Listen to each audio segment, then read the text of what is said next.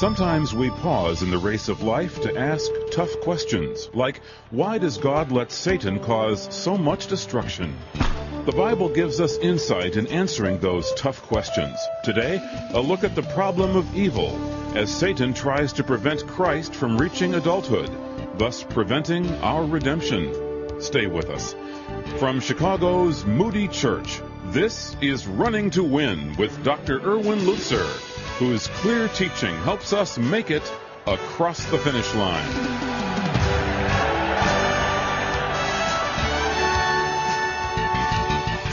We're in part 4 of a series on What is God Up To? Dr. Lutzer is speaking on God at War, tracing Satan's attempts to thwart God's redemptive purposes. Today we'll learn about what was perhaps the devil's most ambitious ploy. Turn to Matthew chapter 2 for just a moment. Matthew chapter 2. What's going on here in the text? Well, we find out that Herod wants to worship Jesus. Ha, ha, ha, ha, ha. The Magi come to Jerusalem, and they say, we're looking for the Christ child. Incidentally, the star did not lead them to Bethlehem. It led them to Jerusalem so that the scribes could tell them what the Scripture says. People think that just because they were led by the stars, people are into astrology, which the Bible forbids. It is rebellion against God for people to go by the horoscopes. But I want you to notice, Herod, of course, is so kind, isn't he? Verse 8 of chapter 2, he sent them to Bethlehem and said, go and make careful search for the child, and when you have found him, report to me that I may come and worship him also. The liar. They, of course, worship Christ, and then they are warned, and they go into Egypt, and Jesus and his parents go into Egypt, and Herod finds out about it in verse 16. It says, when Herod saw that he had been tricked by the Magi, he became very enraged and sent and slew all the male children who were in Bethlehem and in its environs from 2 years old and under, according to the time which he had ascertained from the Magi. He says, I'm going to kill them. And he didn't know which baby to kill, so he says, I'm going to kill the whole works. Satan says to himself, surely I'm going to win this victory. Did he win the victory? No. What happened was Jesus and his parents had slipped away into Egypt and escaped the hand of this dictator who was more interested in killing people than he was in any kind of righteousness. All right? I've already told you, Satan has 2 methods. Number 1, he always tries to kill. That's his preference. You say, well, how strong is he? It says in the book of Hebrews that Satan has the power of death. Awesome. That's what he likes to do. He's the destroyer. He'd like to kill us and to kill the people of God. Does he pull it off? No, he doesn't pull it off. Jesus eludes his grasp, so he moves on to plan B, corruption. He says, I can't kill him. I'm going to corrupt him. So he takes him into the desert and says, look, command these stones that they be made bread. In other words, do a miracle independently of God. And if you don't want to do that, bow down and worship me. Fall into the sin of idolatry, and if you do that, I'm going to give you all the kingdoms of the earth and their glory. And he had the right to do that, by the way, because Jesus didn't rebuke him.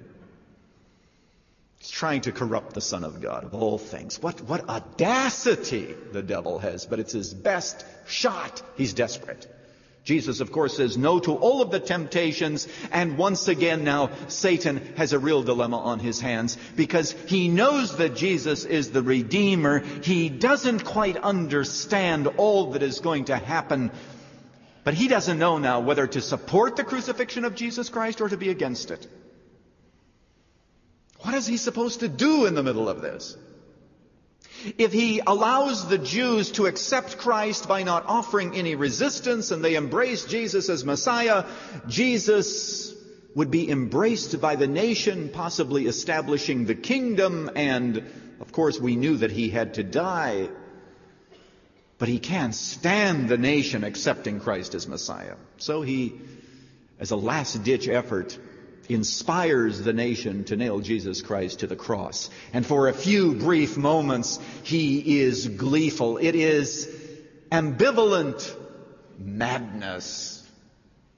Because he thinks to himself, I have put the Son of God on the cross.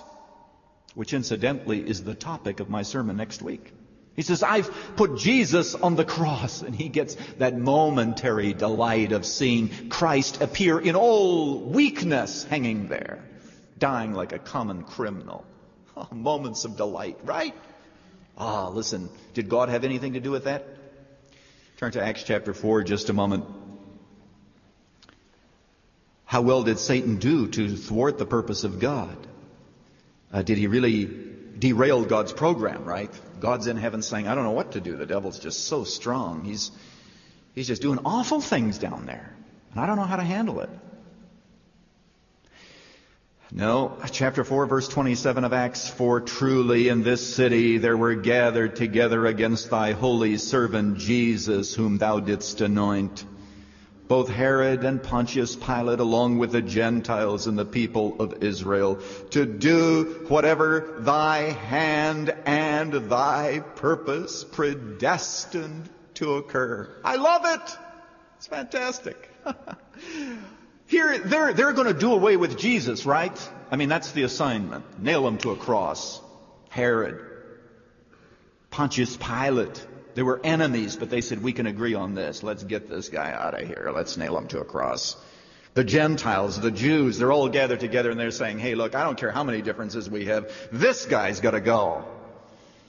And they nail him to a cross and the blood is running and he's dying there in shame. And they're all saying, well, good riddance. Thank God. He's out of the way. The text says that they gathered together to do what God predestined to occur. Wow. Satan's not doing very well because he may have gotten a moment of glee when he saw Jesus hanging on the cross, but then 3 days later, Jesus, who had been buried, is raised. And then he goes on to heaven to sit at the feet of God above all principalities and all powers and every name that is named, both in this world and in the world to come. I have to tell you the story. My secretary told me this past week. She said that there was a woman in a church in the South who heard music in her basement, in the church basement, that she didn't like.